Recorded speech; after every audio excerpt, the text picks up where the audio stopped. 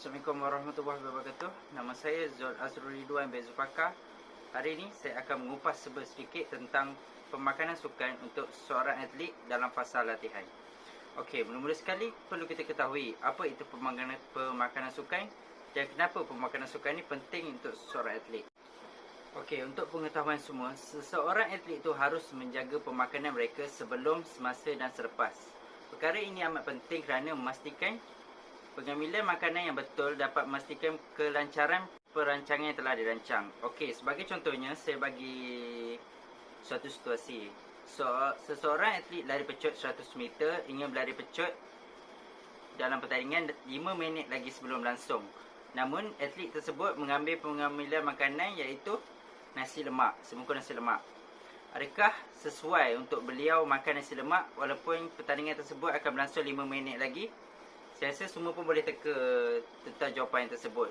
Okey, di sini dapat dilihat bahawa pengambilan pemakanan yang betul amatlah penting oleh seseorang atlet. Maupun sebagai seorang jurulatih harus memastikan atlet di bawah jagaan saya mengambil pengambilan makanan yang betul supaya sesuatu pertandingan itu dapat dijalankan dengan lancar. Okey, suka diingatkan di sini bahawa prestasi fizikal seseorang atlet itu boleh ditingkatkan. Sebagai contohnya, pengambilan pemakanan karbohidrat sebelum dan semasa latihan dapat meningkatkan kualiti latihan seseorang atlet. Atlet dapat berlatih dalam tempoh masa yang panjang tanpa berasa lesu. Ini amat bagus untuk seseorang atlet menjalani proses pembelajaran melalui jurulatih mereka. Atlet dapat berlatih tanpa ada masalah yang datang daripada fizikal mereka, iaitu tubuh badan, daripada mental mereka maupun daripada stamina mereka. Mereka dapat memastikan suatu proses latihan mereka jalankan itu dapat berjalan dengan lancar. Oleh itu, dengan memastikan pengambilan pemakanan yang betul semasa latihan amatlah penting bagi memastikan kelancaran perancangan yang telah dirancang. Okey, seterusnya saya akan menceritakan pula tentang kepentingan pemakanan kepada prestasi atlet. Prestasi fizikal yang cemerlang dalam sukan bergantung pada dua faktor, iaitu faktor yang pertama adalah genetik dan status latihan. Atlet yang mempunyai genetik, sebagai contohnya ibu atau ayahnya seorang atlet itu adalah seorang atlet juga. Jadi genetik yang terhasil kepada anak mereka sedikit sebanyak membantu kepada prestasi atlet tersebut. Yang kedua ialah status latihan. Seorang atlet tersebut boleh meningkatkan prestasi beliau melalui kaedah-kaedah seperti latihan, iaitu dia menggunakan jurulatih yang lebih berpengalaman, jurulatih yang banyak teknik-teknik latihan yang mungkin tak ada pada jurulatih lain tapi ada pada jurulatih tersebut. Ini sedikit sebanyak membantu atlet tersebut meningkatkan prestasi beliau lah. Pemakanan sukan mampu untuk memberi kelebihan yang signifikan terhadap prestasi atlet. Apabila seseorang atlet itu kekurangan nutrien di dalam badan, ia akan membantukan prestasi seseorang atlet tersebut. Sebagai contohnya, apabila seseorang atlet itu memerlukan kecergasan fizikal yang tinggi, sebagai contohnya dalam permainan rugby, atlet tersebut memerlukan jumlah tenaga yang banyak semasa aktiviti latihan dijalankan, kerana mereka perlu berlari sekeliling padang untuk mendapatkan bola atau mengejar pihak lawan. Kekuatan fizikal memerlukan dari segi pemakanan yang seimbang. Jadi kekurangan nutrien kepada seseorang atlet dapat membantukan proses latihan yang ingin dijalankan. Kekurangan bekalan tenaga yang tidak mencukupi untuk seseorang atlet akan menyebabkan atlet tersebut mengalami ketidakupayaan untuk menjana metabolisme secara optimal ketika bersenam. Serta kekurangan sintesis tisu badan dan enzim juga akan menyebabkan kelusuan kepada seseorang atlet. Definisi nutrien pula adalah bahan dalam makanan yang membekalkan tenaga, menggalakkan pembesaran dan membaik pulih tisu dan menjana metabolisme. Terdapat 6 kelas nutrien di dalam pemakanan, iaitu karbohidrat, lemak, protein, vitamin, mineral dan air. Kita masyarakat biasa yang kurang arif tentang pemakanan sukan ni mungkin lebih mudah mengikuti panduan yang telah diberikan di dalam piramid makanan, iaitu yang paling rendah besar dan paling tinggi semakin mengecil. Sebenarnya carta piramid tersebut merupakan carta yang terbaik untuk diikuti oleh kita bagi menjaga nutrien yang ada dalam badan kita. Namun nutrien tersebut berbeza mengikut setiap individu, kerana setiap individu memerlukan keperluan mereka masing-masing mengikut aktiviti dan jenis latihan yang mereka lakukan. Seterusnya saya akan menceritakan pula perbezaan di antara nutrien esensial dan bukan esensial. Bagi nutrien esensial adalah nutrien yang diperlukan oleh badan tetapi terlalu sedikit dihasilkan atau boleh dihasilkan oleh badan. Karbohidrat dianggap sebagai nutrien esensial kerana dietary fiber yang terdiri dari karbohidrat diperlukan untuk mengelak penyakit tertentu. Dapat dilihat di sini bahawa nutrien yang terdapat dalam piramid makanan dapat membantu badan kita sebagai imunisasi untuk melawan penyakit yang menyerang. Karbohidrat, lemak, protein, air dan beberapa mineral dan elektrolit dinamakan mikronutrien, diperlukan dalam kuantiti yang banyak. Mikronutrien pula adalah nutrien yang diperlukan juga tetapi dalam jumlah yang kecil atau sedikit. Kalau mengikut ukuran, mungkin dalam miligram atau mikrogram sahaja. Nutrien bukan esensial juga merupakan nutrien yang terdapat dalam makanan dan boleh juga dihasilkan oleh badan. Contohnya glukosa atau lebih dikenali sebagai karbohidrat ringkas. Glukosa ini boleh didapati di dalam makanan dan pada masa yang sama boleh dibentuk daripada penguraian lemak dan protein. Dalam aktiviti fizikal, glukosa diperlukan untuk membekalkan tenaga, tetapi perlu diingat bahawa pengambilan glukosa dalam diet harian adalah tidak perlu. Dietary Reference Intake atau dikenali sebagai DRI adalah rujukan bagi jumlah nutrien yang setiap individu patut makan untuk hidup sihat dan mengelak daripada sebarang penyakit. Jumlah ini didapati daripada penyelidikan dan berubah mengikut masa ke semasa. Panduan piramid makanan yang telah dibentuk sebagai rujukan kepada kepelbagaian makanan, jumlah kalori yang terdapat dari setiap kumpulan makanan dan pengambilan lemak, minyak dan gula secara sederhana. 6 kumpulan makanan dalam piramid makanan termasuk roti, bijirin, nasi dan pasta. Kesemua ini merangkumi kepada 6 hingga 11 hidangan. Kumpulan sayuran pula merangkumi 3 hingga 5 hidangan. Sementara itu, buah-buahan 2 hingga 4 hidangan.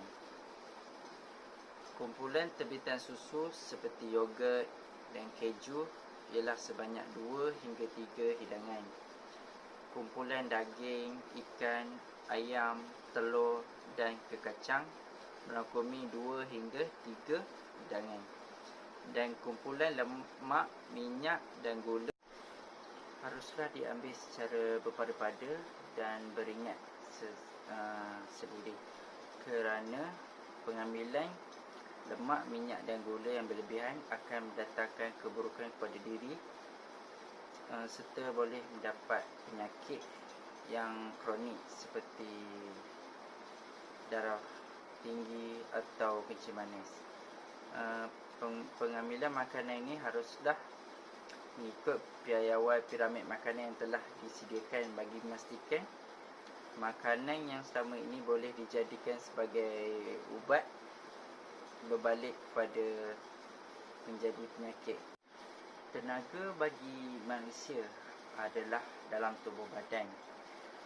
Tubuh badan manusia menyimpan tenaga kimia yang boleh menjana tenaga elektrik untuk menghasilkan impuls saraf yang mampu menghasilkan haba untuk menyelenggarakan suhu badan pada tahap 37 darjah Celsius bersamaan 98.6 F.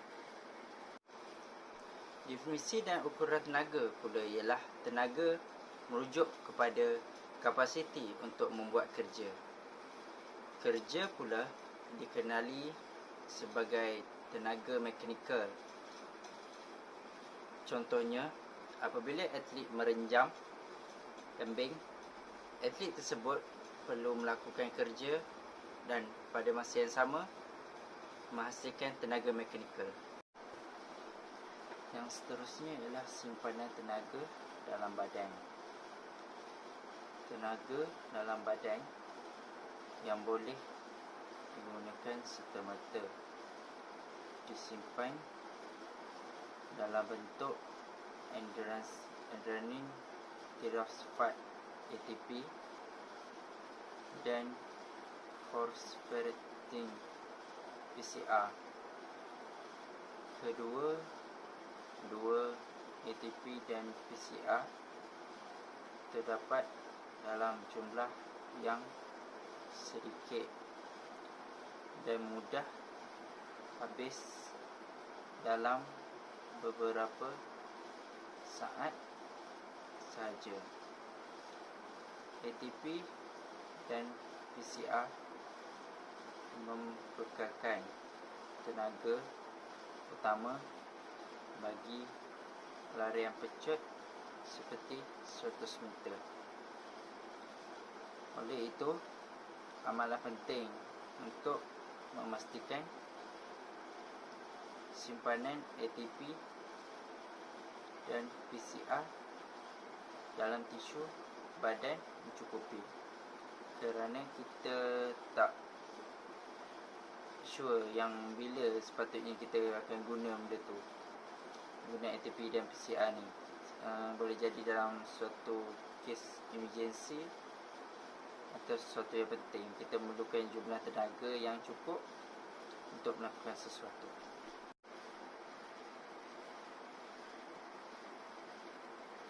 Karbohidrat, lemak dan protein dalam badan boleh membentuk ATP dan PCR. Tenaga yang paling banyak disimpan dalam badan adalah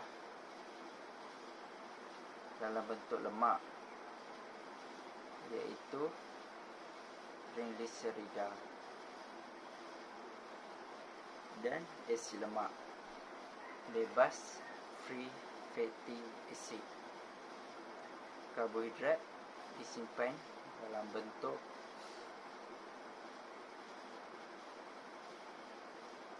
glycogen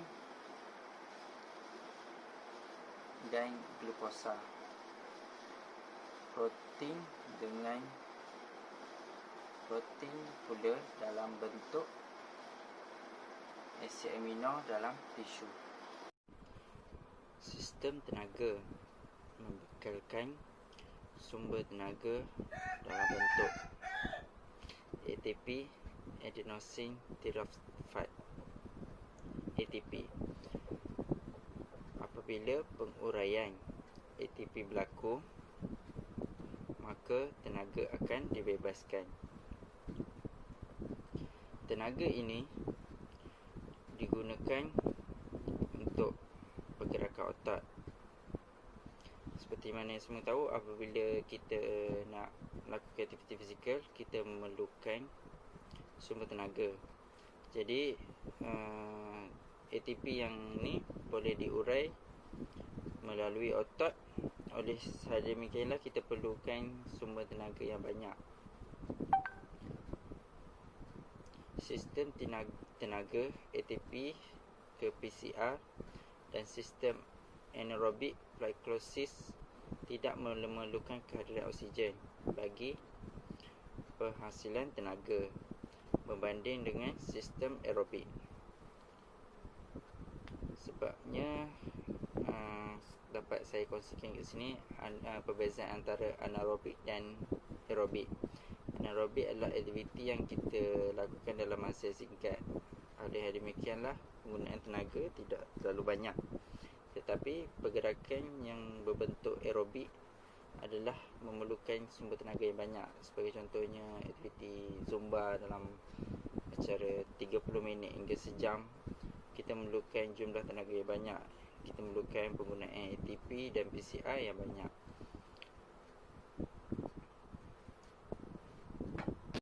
Seterusnya saya akan menceritakan pula tentang pemakanan sebelum dan semasa latihan.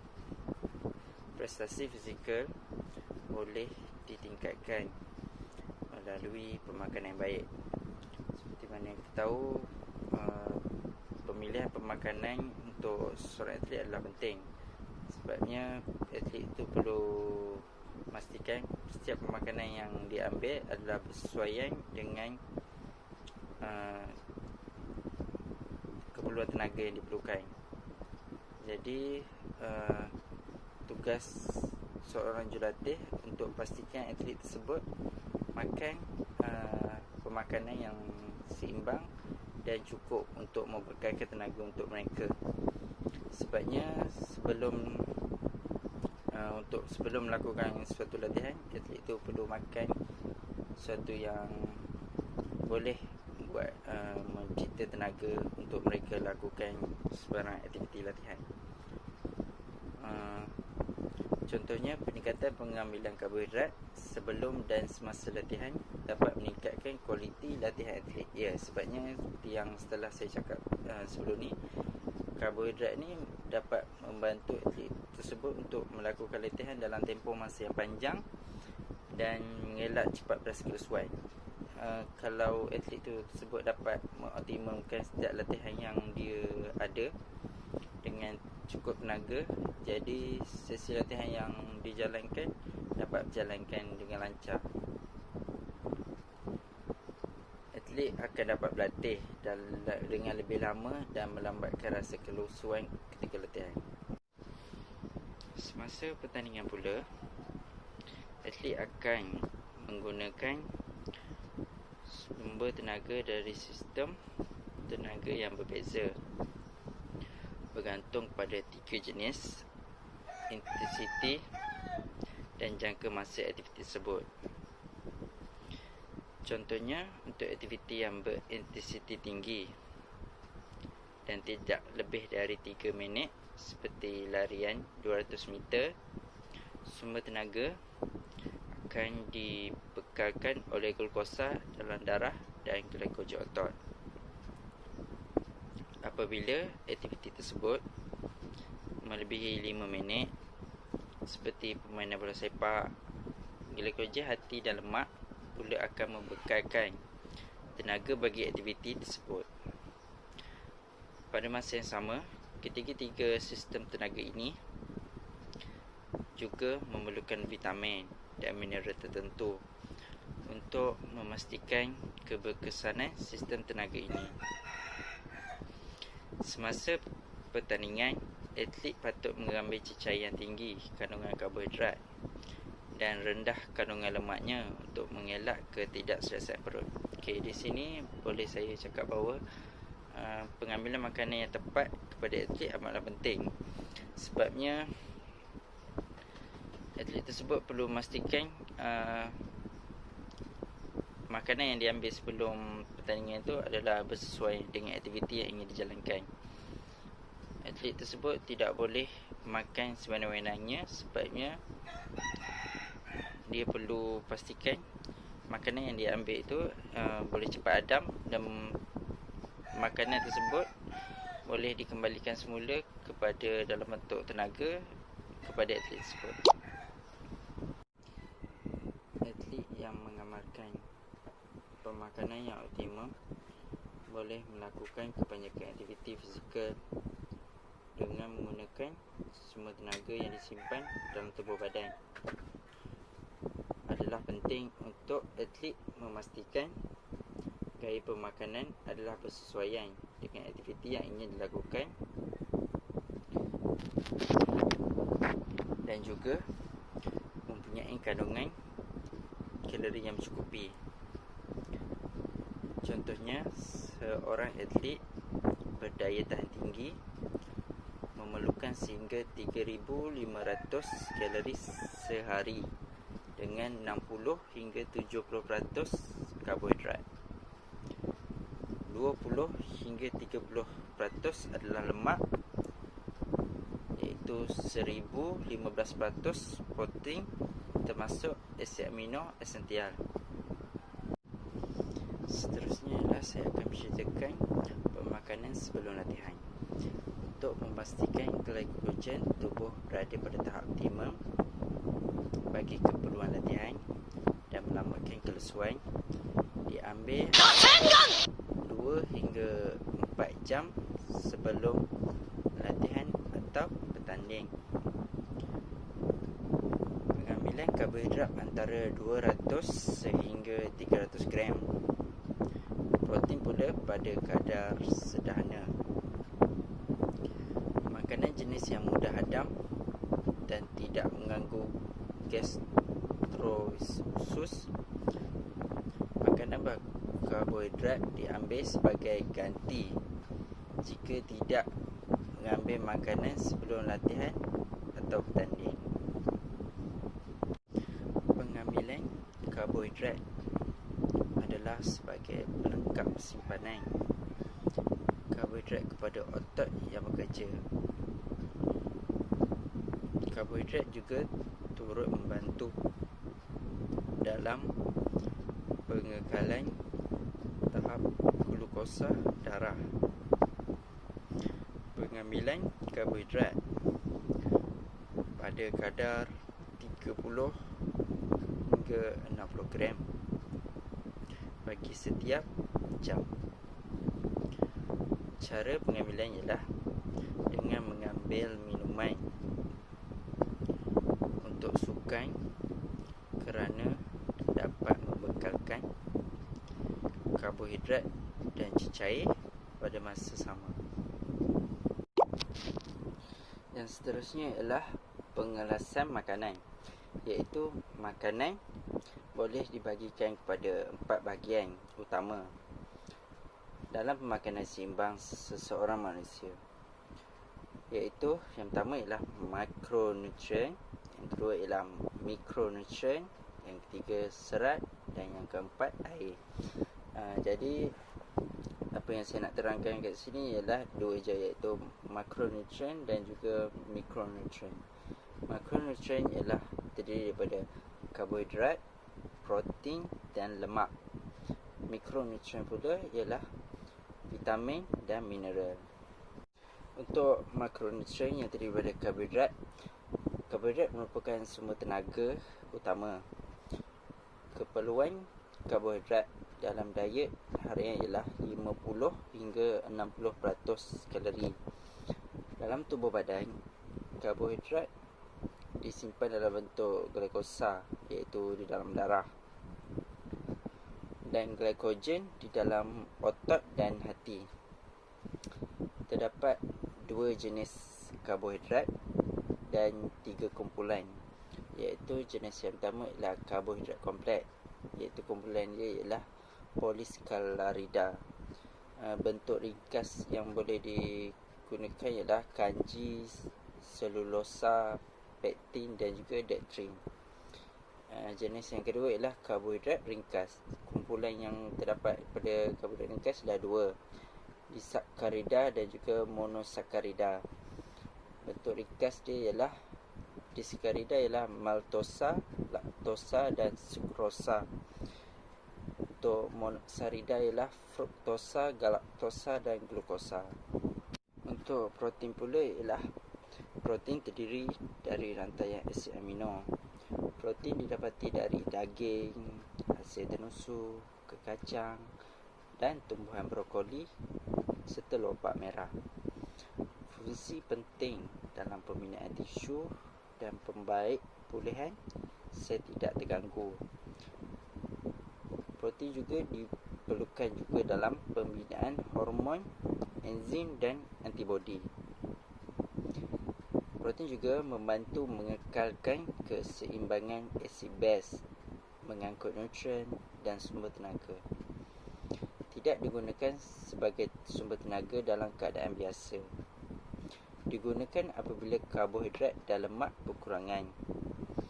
Atlet memerlukan 15 sehingga 20% kalori dalam diet harian. Orang dewasa pula memerlukan antara 12% sehingga 15% kalori dalam diet harian.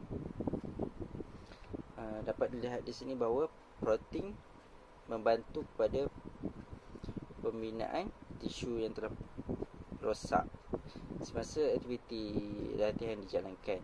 Jadi apabila penambahan protein ini dapat membantu semula membaik pulih tisu yang telah rosak semasa aktiviti latihan.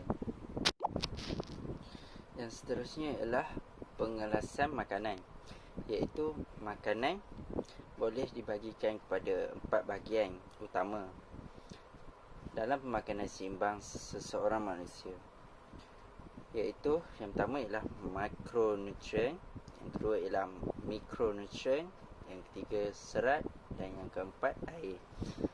Jadi apa yang saya nak terangkan kat sini ialah dua je, iaitu makronutrien dan juga mikronutrien.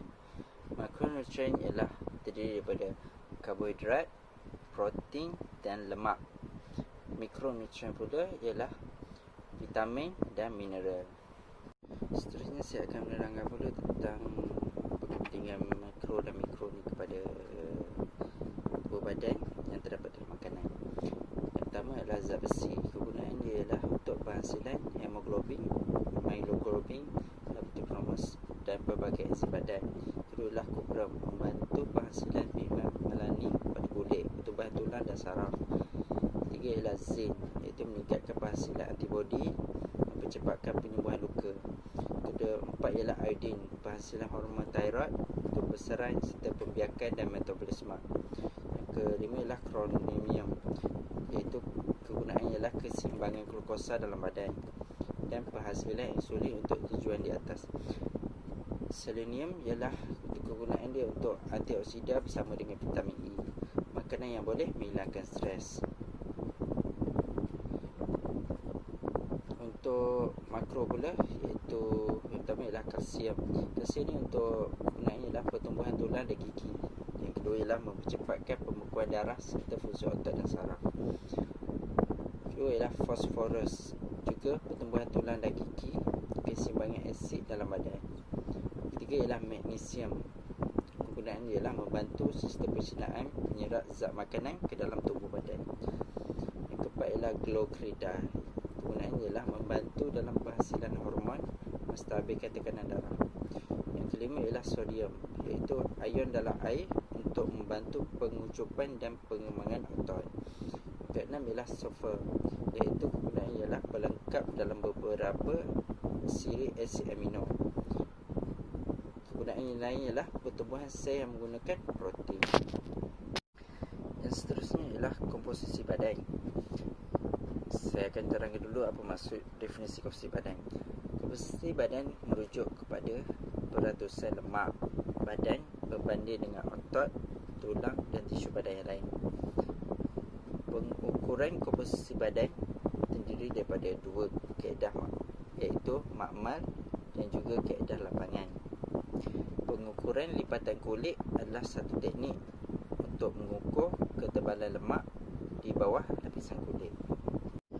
Pengukuran lipatan kulit dijalankan dengan menggunakan angkuk kaliper dan diukur dalam unit milimeter dan milimeter. Lokasi pengukuran lipatan kulit pada tubuh ialah pada bahagian dada, tricep, supralium dan juga peha. Okey, mesti semua nak tahu kan apa itu kepentingan komposisi badan dan kenapa perlu kita ukur. Sebenarnya kepentingan komposisi badan ialah untuk menentukan tahap kecergasan individu. Yang kedua ialah untuk meningkatkan tahap kesihatan individu. Yang ketiga, meningkatkan keaktifan individu dalam kegiatan fizikal. Yang kelima ialah mengawal kadar pengambilan kalori dengan kadar pembakaran kalori. Yang terakhir untuk ceramah pada hari ini ialah keperluan air dan elektrolit. Air adalah cecair jernih dan tiada rasa dan bau. Ia adalah molekul ringkas yang penting dalam kehidupan. Lebih kurang 55 hingga 65% berat badan orang dewasa ialah air. Kandungan air berbeza mengikut umur, jantina, keadaan tubuh dan keaktifan. Elektrolit yang terdiri daripada natrium dan kalium klorida penting dalam fungsi fisiologikal seperti pengucupan otot dan keseimbangan cecair badan. Manusia boleh hidup tanpa makanan selama 7 hari, tetapi hanya boleh hidup selama 3 hari tanpa air. Air tidak memberi tenaga, tetapi penting dalam proses metabolisme, pembebasan tenaga dalam tempoh badan. Kehilangan air dituruti dengan kehilangan elektrolit. Orang dewasa memerlukan antara 2 hingga 2.5 liter air sehari, manakala kanak-kanak ialah 1.5 liter. Kepentingan air dan elektrolit dalam badan manusia adalah yang pertama, menjadi sebagai medium pelarut nutrien dalam badan dan mengangkut nutrien ke sel. Yang kedua ialah membantu sistem perkumuhan. Yang ketiga ialah melicinkan permukaan membran dan sebagai pelincir di sendi. Yang keempat ialah perlu dalam tindak balas metabolisme serta tindak balas kimia pencernaan. Yang kelima ialah mengawal suhu badan. Yang keenam memberi struktur tubuh. Dan yang ketujuh adalah air dalam sel perlu untuk mengekal bentuk sel. Seterusnya saya akan menceritakan pula tentang normohidrasi, hiperhidrasi dan hipohidrasi. Keperluan untuk mencapai keseimbangan air dalam tubuh.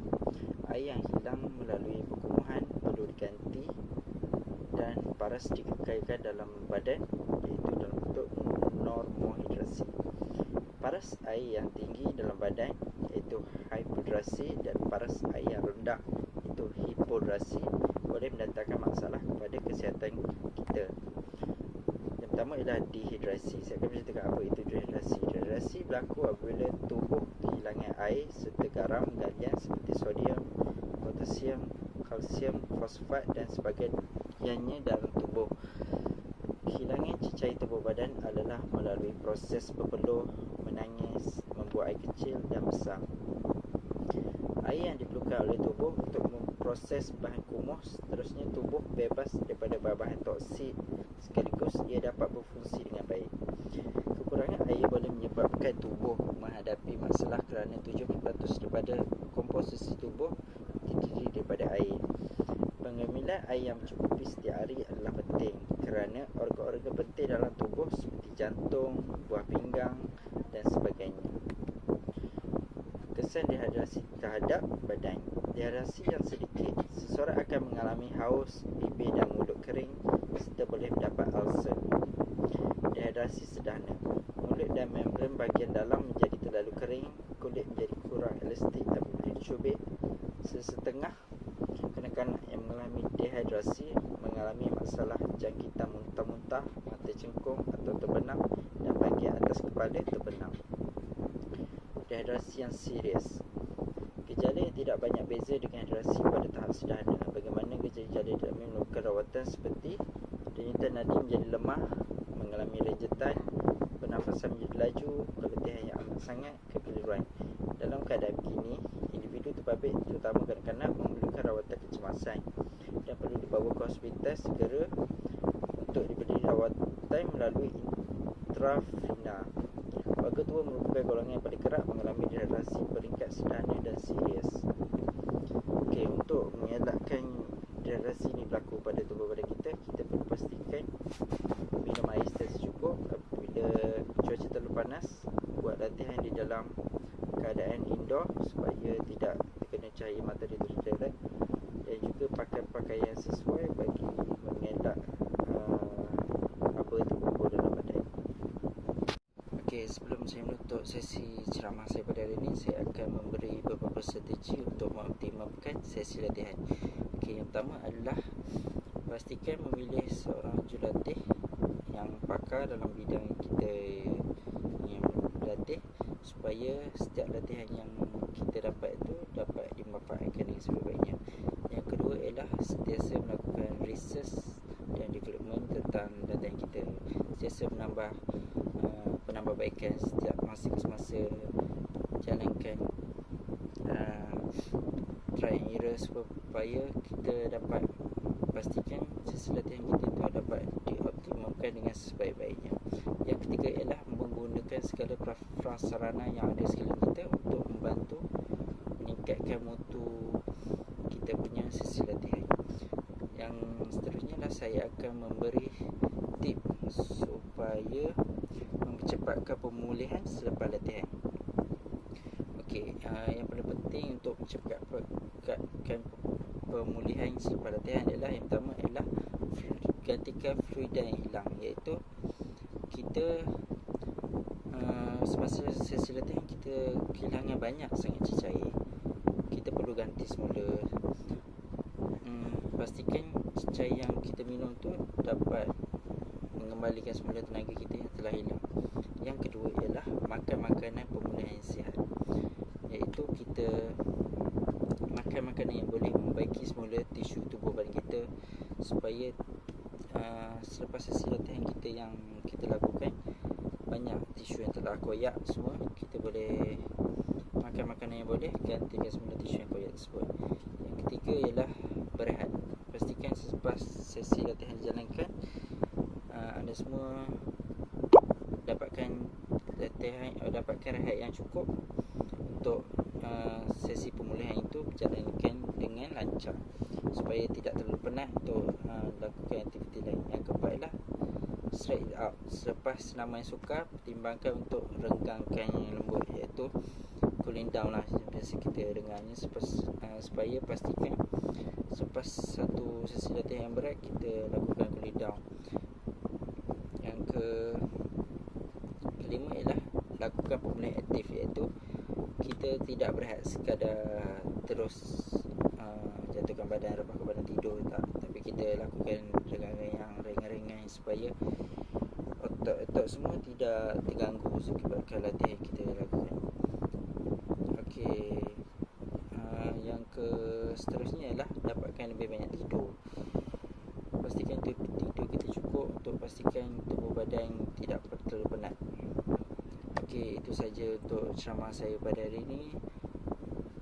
Sekian, terima kasih.